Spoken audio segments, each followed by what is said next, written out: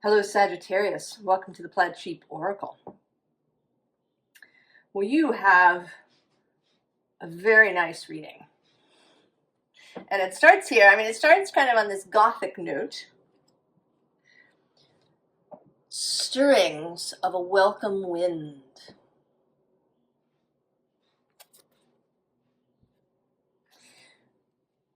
In your readings, there's been this kind of recovery. That's actually a word that comes up later in a different card. A recovery of self, a recovery of a sense of adventure, that maybe you've been holding yourself back in some way. From an astrological perspective, Pluto has moved into a sign that's sextile yours, into Aquarius. That's a working partnership. So this Plutonic energy of transformation and of personal power is now in a more favorable space. Then Neptune, who has been moving through Pisces for the last almost 14 years, is about to take a dip into Aries, where he will be sextile, or I'm sorry, trine, rather than square your sign. And it may be that this whole Neptune square period has felt just like it's not you. The card here in the visible underlying is Persephone rising, right? So this rising energy. But below that, we have this Dreamtime Odyssey. I think I've talked about this before, but I think that Neptune is is the planet that kind of moves below the radar a little bit. We talk about Neptune when there's something big happening, when he first moved into Pisces, and then when he made a conjunction to Jupiter in 2022, and then now he's going to be conjunct Saturn and is moving into Aries. But it may be the things that I run into, so that it's me, but I feel like we don't talk about Neptune that much. Going through astrological, videos, everybody talks about Pluto, right, or Saturn, or the expansiveness of Jupiter, or the suddenness of Uranus. I feel like Neptune sort of, people talk about your Saturn return, or your, Pluto is squaring something. But Neptune, and it's appropriate, I think. He was found not because somebody saw him in the sky, but because of his effect on Uranus's orbit.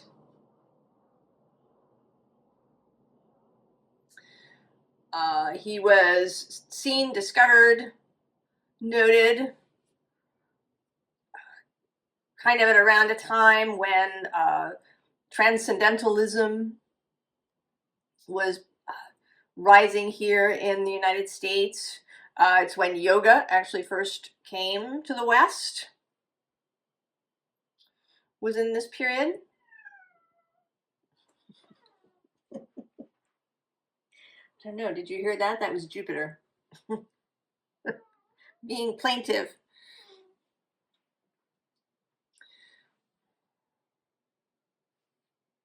So there's something about Neptune's energy that runs below the surface, that's unseen until it really shows up.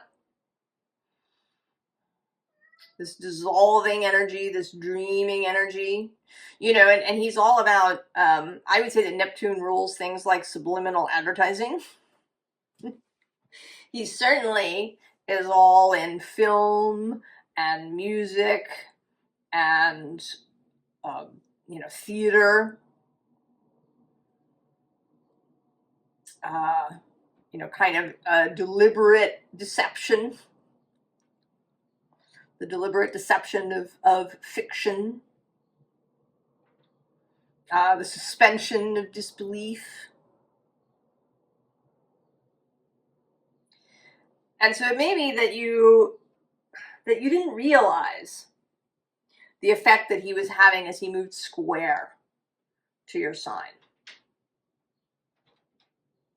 And I think that maybe you have been fogged up, right, in this Dreamtime Odyssey. And there's a lot of opportunity there,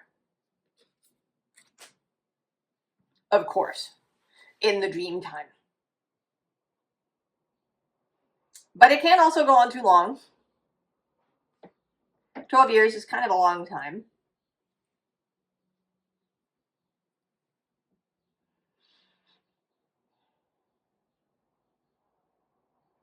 And I don't, I sort of don't feel like Gemini has maybe had, I think Gemini, there is effects that Gemini has been feeling because of this square as well.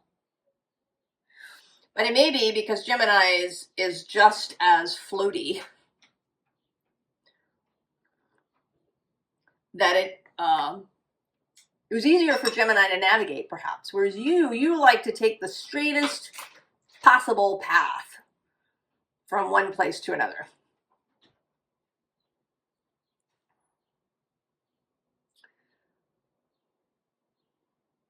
And it may be that you've had enough. Because now, the bottom here, we have floating in the storm. Look at that. Isn't that fabulous? That is a serious red outfit. That feels like, right, coming out.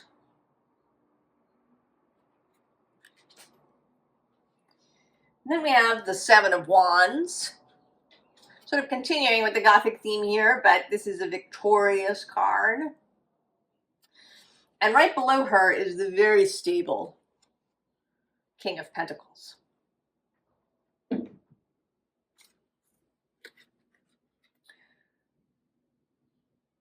You're going to find a new stability. The bottom of the deck is the Nine of Pentacles.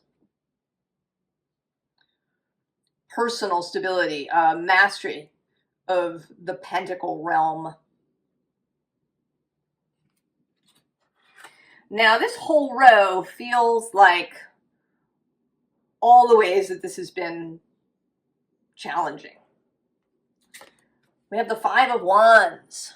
I mean, this just looks, she's sort of pulling her hair out. She's trapped. There's, maybe too many ideas happening at once. She doesn't know which one to follow. There's too many roads. Jupiter's been moving across the way through Gemini. That may be too many ideas. Too much stuff coming in at once. And that might leave you in this place where you feel, you're over it. You don't want any of these cups. You just don't want any of them. There might be a sense of apathy, a sense of just wanting to give up.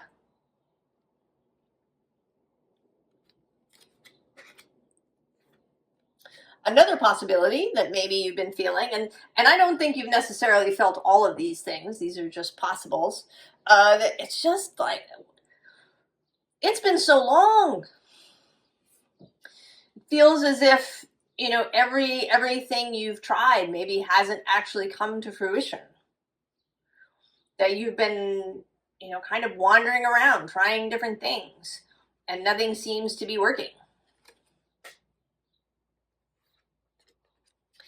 And then this Three of Cups feels like a kind of forced jollity, a forced mirth, or forced, putting a happy smile on your face when that isn't how you really feel. Being the life of the party, kind of by yourself here. She's got all three cups. But she doesn't really look comfortable.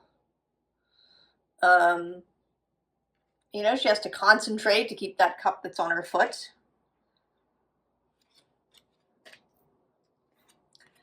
And then the Five of Pentacles, frozen, stuck. melancholy, perhaps. Right? This fog of snow and ice and, kind of mist. Sagittarius is a fire sign. Mist is just not comfortable for you, I think, Sagittarius.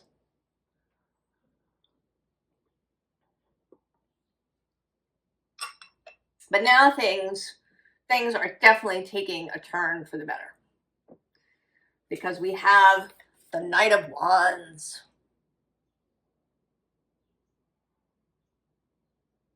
The Knight of Wands, recovering yourself, coming back to yourself, getting that drive and clarity that I associate with Sagittarius. Right? It's this. I am going for this.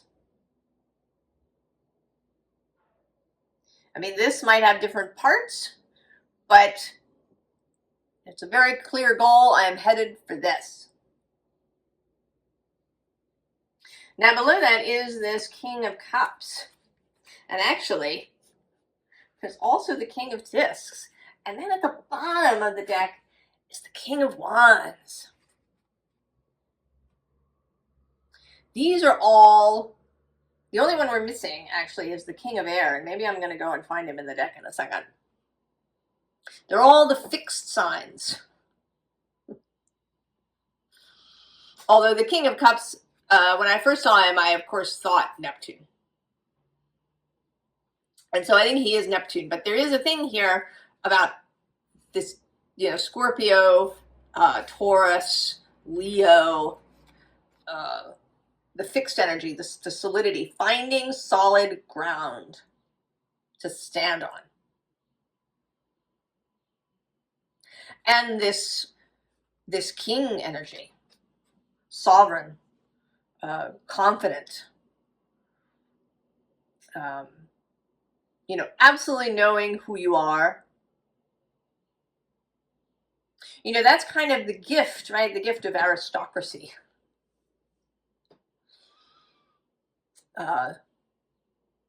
That people who, have this kind of family line, that's one of the gifts of that, is really knowing, right? Knowing who you are and having absolute confidence in that. So let's see. I do want to see where the King of Swords is in the deck, since he's the only one that didn't show up. And he is associated, there he is. Between the Two of Cups and the Seven of Discs, between love and patience. So it's like this absolute clarity has kind of been waiting.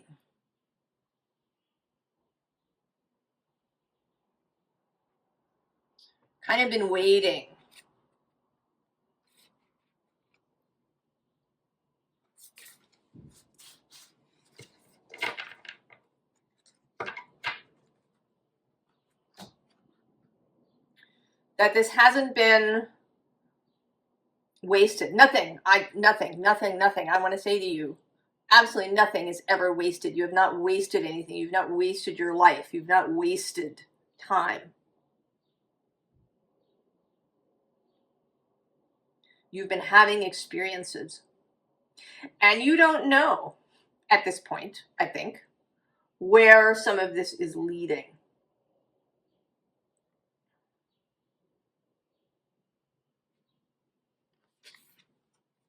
We then have the Queen of Discs. She too feels like self-recovery. Coming back to the self, coming back to knowing who you are and what you want. Knowing again how to nourish yourself.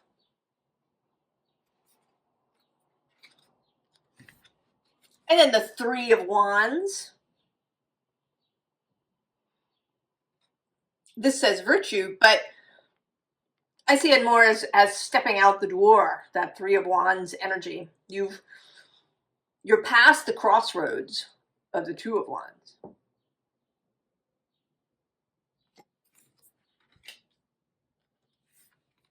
And then the Lovers. The clarity to choose, knowing what you want. I think that's been another sort of thing here, especially right with this Four of Cups.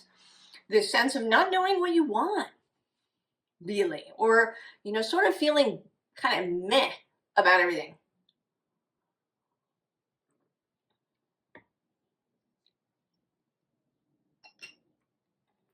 Because exploring and dreaming can be really fun. But I think for fire signs, and I have an Aries sun, so I know too much time spent in the dream space is debilitating. Right? Action wants to be taken.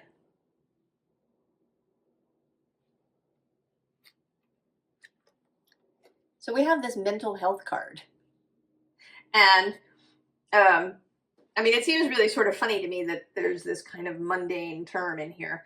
But what this talks about is she's a goddess of the Sami people. And because they're so up there, so close to the Arctic Circle, they have a long period of darkness.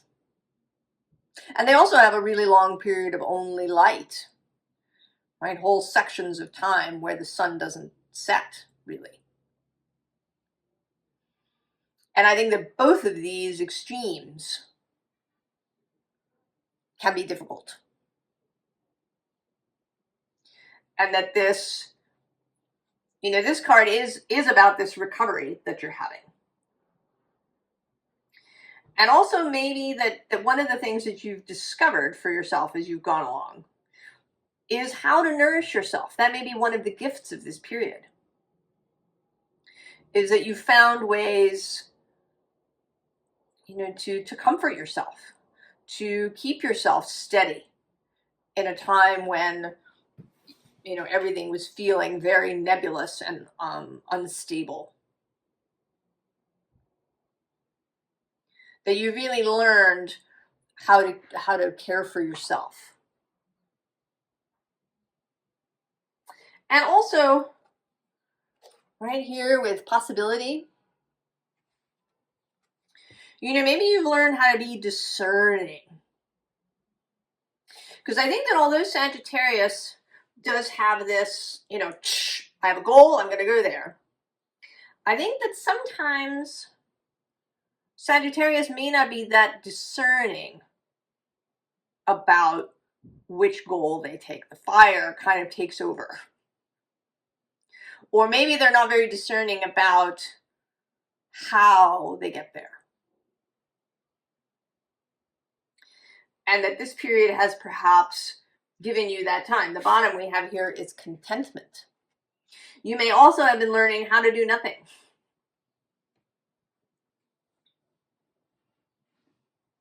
How to be still. How to allow and receive.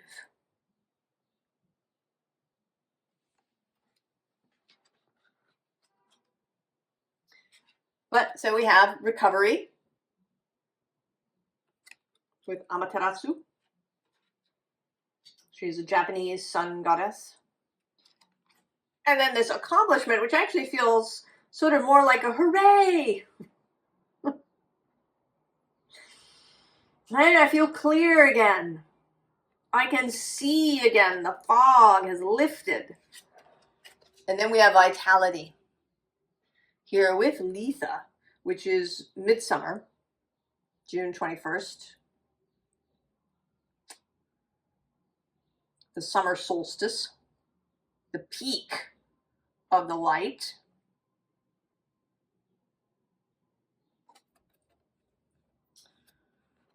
And it may be that this time period will be important for you. The sun will have, during the month before, the sun will have moved through Gemini across the way from you. Before Aletha, Jupiter will move into Cancer permanently. He doesn't come back to Gemini. Neptune and Saturn will both take their first steps into Aries. And I think that by then, by the end of June maybe, although I'm not sure, it might be in July, Uranus takes his first steps into Gemini opposite you. And I think that all of this stuff, this nebulousness, all of the learnings that you've had, all of the learnings will stand you in really good stead for Uranus's trip across the way from you. Because there's going to be change. I don't know what it's going to be. His move through Taurus was a little more, things weren't really, kind of lightning-like. Taurus slows things down. But once Gemini is fast moving. So things may happen suddenly. And he's going to dip back into Taurus for a bit at the end of the year and then move into Gemini permanently for the next 7 years in 2026. So even if you're just fed up with the fog, I think that what you learned during these last years is really going to come in handy through this period of change, not just for Gemini and Sag, but for everybody. And so we have this 10 of Wands, which I always see is coming out from under the kitten. That, you've been, I don't think you've been hiding, but maybe you've just kind of retreated recently because you've just had enough.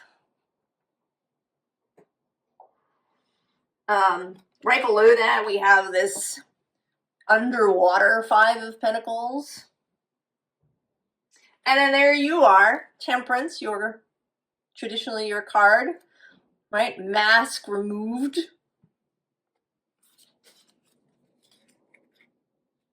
And then the bottom of the deck, King of Wands repeating. So you're ready to go. And you are going to go, although the beginning is going to be, it's not going to be like a gunshot and out of the gate. Because we start with the Knight of Pentacles. Preparation. Preparation is not a bad word. Sagittarius. Planning is not a bad word. You don't have to plan the whole thing. But discernment. Really choosing your target. And then the Queen of Cups. Emotional intelligence. Something that I've encountered with Sagittarius. And it's never a mean-spirited thing. But Sagittarius can sometimes bowl over people. Right? I just want to go. I'm going over there. Let's just do it. Let's go. Why haven't you just done it? Here, I'll just do it. And it can be a lot of energy for people. It can feel overwhelming to more earthy or watery types. So there's a growing, there's an understanding of that. That this time spent in the fog was really useful. It's taught you things. Also, I think this is a little nod to your planet Jupiter moving into Cancer. You may also find yourself possibly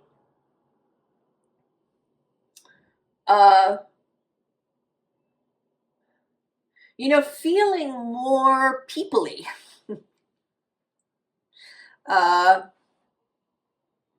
You know, feeling more like, you know, really having gatherings. There was a reading for you, I don't know, sometime last year, I think, about you creating a space where people could gather. And it may be that that will increase. Or if it didn't quite get off the ground, you know, because things were foggy and nebulous, that now that will really start to come together. And then we have the Ace of Swords. So there's going to be a kind of a slower ramp up out of this space before the new idea comes. And then this fabulous Five of Swords, right? You'll know, right? You're going to know how to get yourself out of the jungle. And also, it sort of feels like an adventure, you know. Indiana Jones hacking his way through the Amazonian jungle. The orchid hunters of the 19th century.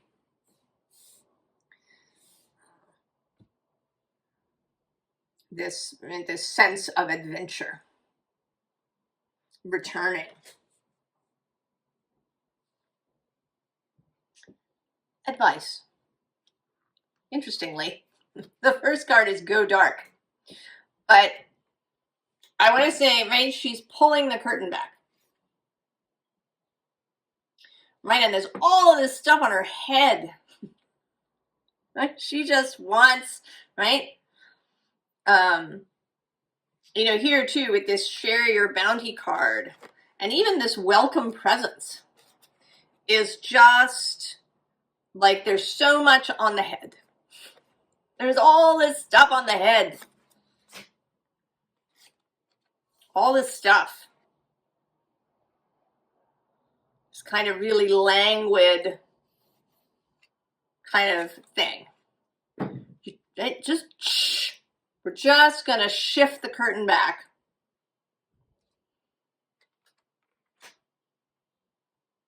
We can now move the fog aside.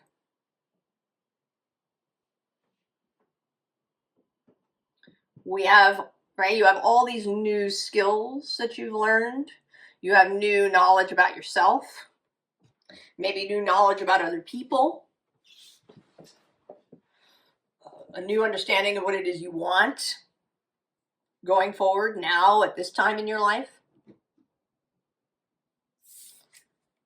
so we reduce it. Now there's just the owl on our head. It's just the owl on your head. Fly with the dreamer.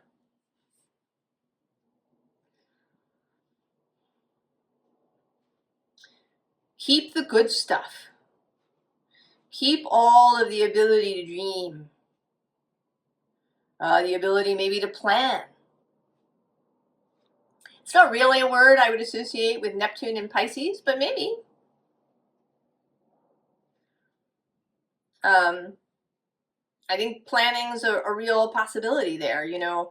I often say that we shouldn't use sort of spiritual stereotypes to talk about the signs.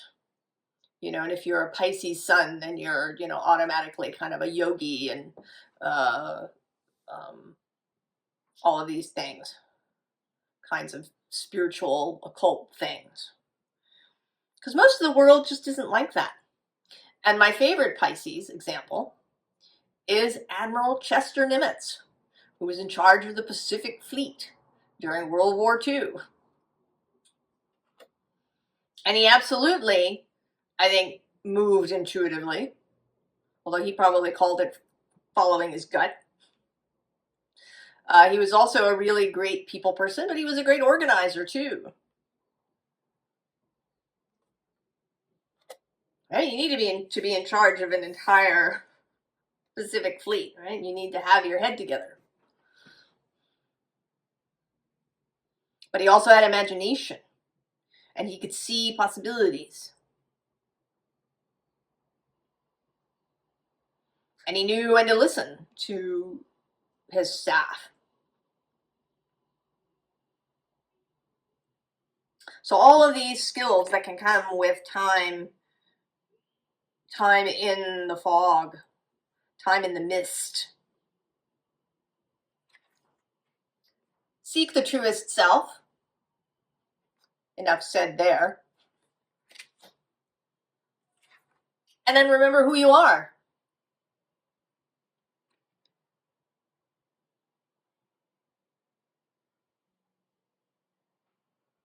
And it's interesting to me, you know, here we have this sort of deer person and then a fish person. And so there's this kind of connection of land and water, the ability to move, you know, in different energies, to not need things to be just, you know, the way you like them, or alternatively, not needing to just, you know, push through things in order to get what you want. I think that this has been an amazing opportunity to really expand your skills, your abilities, your understanding of what you can do, what you're capable of. That you have all the elements, they're all in your chart, they're all at your disposal.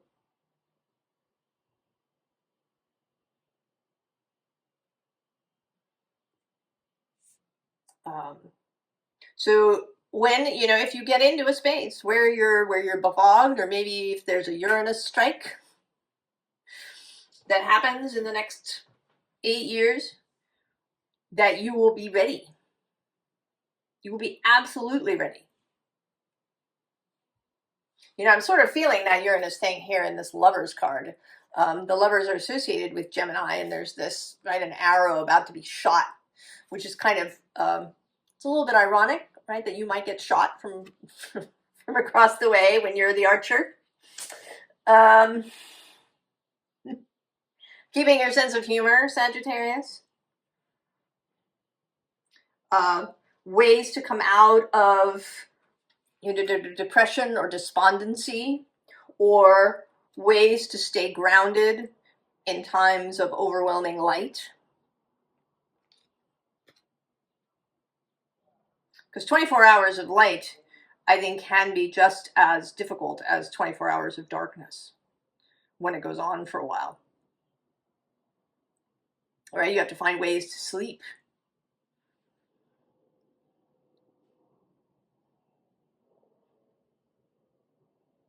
I think you are absolutely in such a good position, so ready for all of the new adventures that you're going to have, Sagittarius.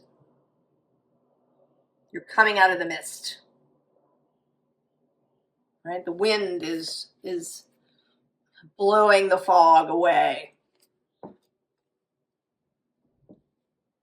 I hope you're excited. I wish you the very, very best, Sag, and I'll see you next time. So long.